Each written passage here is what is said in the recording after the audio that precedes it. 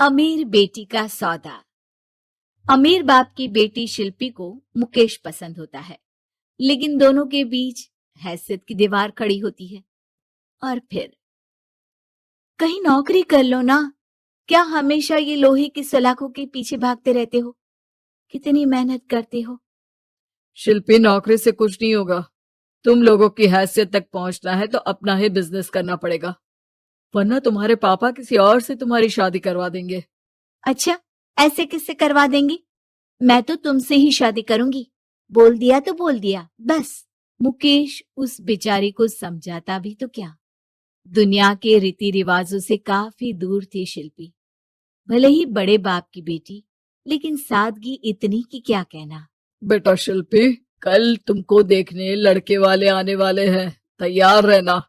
मैंने तुम्हारी माँ को समझा दिया है। घर के सारे नौकर चाकर को वो समझा देगी कि स्वागत कैसे करना है। कैसी बात कर रहे हैं पापा? मैं तो मुकेश से प्यार करती हूँ, उसी से शादी करूंगी। मैंने आपको बताया था ना। मुकेश किसका बेटा है?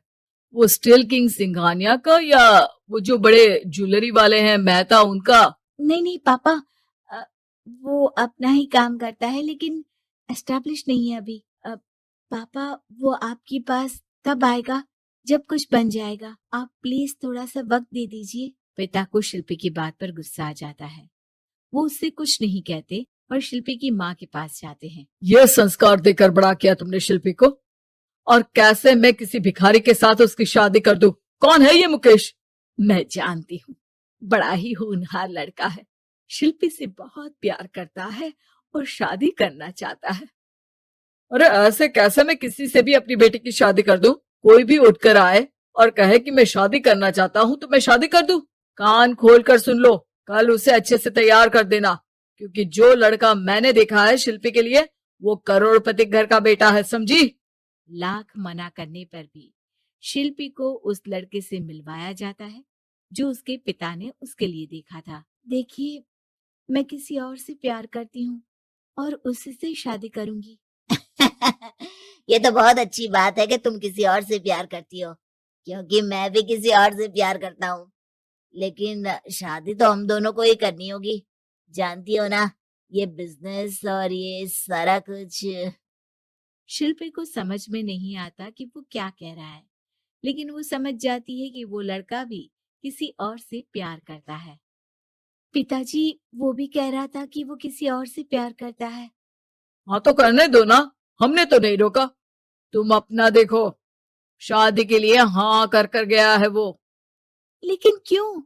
अरे वो और मैं दोनों ही एक दूसरे से प्यार नहीं करते, फिर शादी क्यों कर ले? पापा, एक बार सिर्फ मेरे कहने पर आप मुकेश से मिल ले। पिता शिल्पी के कहने पर फॉर्मेलिटी के लिए ही सही, लेकिन मुकेश को घर बुला लेते हैं। देखो, ज्यादा वक्त नहीं दे पाऊंगा। ये बताओ कि शादी के बाद कहाँ रखोगे उसे? 2 कमरे के मकान में? नहीं सर, मैंने 2 साल के बाद का सारा प्लान कर लिया है।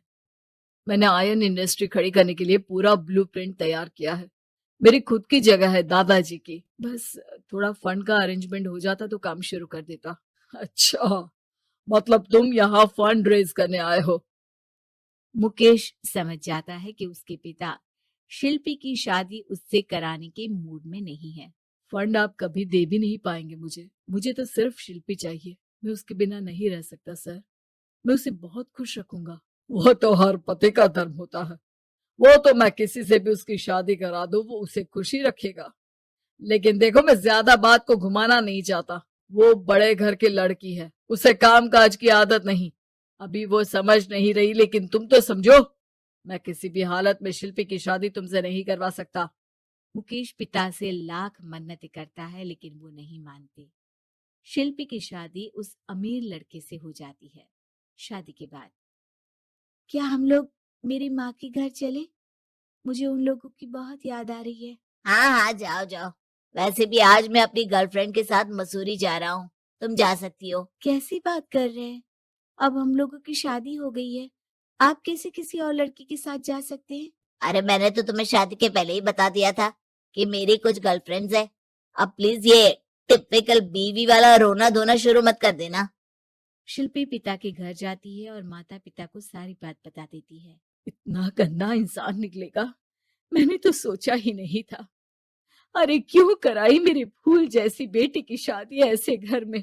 और तो क्या हो गया, शुरू शुरू में हर घर में ऐसा होता है, धीरे धीरे ठीक हो जाएगा। और वैसे भी उन लोगों के साथ हम लोगों की एक बड़ी डील फाइनल हुई है, समझी। उन लोगों से रिश्ता बनाकर रखो, तभी पैसों की बारिश होगी। पापा, अब समझ में आया कि आपने मेरे साथ ऐसा क्यों किया। मुकेश आपके सामने गिड़गिड़ा कर गया कि वो मुझे बहुत खुश रखेगा, लेकिन आपने मेरी शादी एक ऐसे लड़के से करा दी जो किसी और लड़की से प्यार करता है और शादी सिर्फ समझौते के लिए कर रहा है। पापा, मैं जा रही हूँ, लेकिन इस घर में कभी पैर भी नहीं रखूंगी। आपने मुझे सामान की तरह इस्तेमाल किया। माँ शिल्पी को बहुत रोकती है, लेकिन वो एक नहीं सुनती। कुछ समय बाद, शिल्पी, मुझे नहीं लग रहा कि अब हम दोनों के बीच ये शादी और रह पाएगी। मैं किसी और से शादी करना चाहता हूँ। वैसे तुम परेशान मत हो ना, तुम्हारे पापा के साथ हम लोगों की डील जो चल रही है ना, वो नहीं रुकेगी, क्योंकि तुम बहुत अच्छी लड़की हो।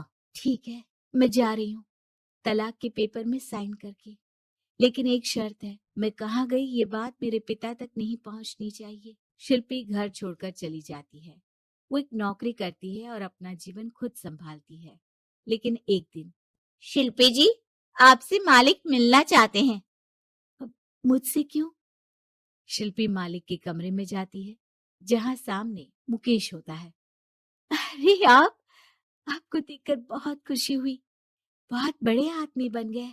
थैंक्स, पर तुम्हें नौकरी करने की क्या जरूरत पड़ गई। मैंने तो सोचा भी नहीं था कि तुम मेरी शिल्पी होगी। तभी वहां शिल्पी के पिता आ जाते हैं। शिल्पी, तुम्हारे बारे में माँ से पता चला। घर चलो बेटा, मुझे माफ कर दो। मुकेश, मैं यहाँ अपनी कंपनी के काम के लिए आया हूँ। तुम्हारी कंपनी की डील अगर हमें नहीं मिली तो हम बर्बाद हो जाएंगे। वैसे अब तुम चाहो तो शिल्पी की शादी मैं तुमसे कराने को तैयार हूँ। बस करिए पापा, ये क्या सौदा लगा रखा है आपने। जिस कंपनी से आपकी डील हो, अपनी बेटी की शादी उसी के घर करा देते हैं। शिल्पी मुकेश से माफी मांगती है और वहां से जाने लगती है कि मुकेश उसे रोक लेता है। रुको शिल्पी, ये सब कुछ तुम्हारे लिए है। ये कंपनी, ये नाम सिर्फ तुमसे शादी करने के लिए ही खड़ा किया था। मैं आज भी तुमसे बहुत प्यार करता हूँ।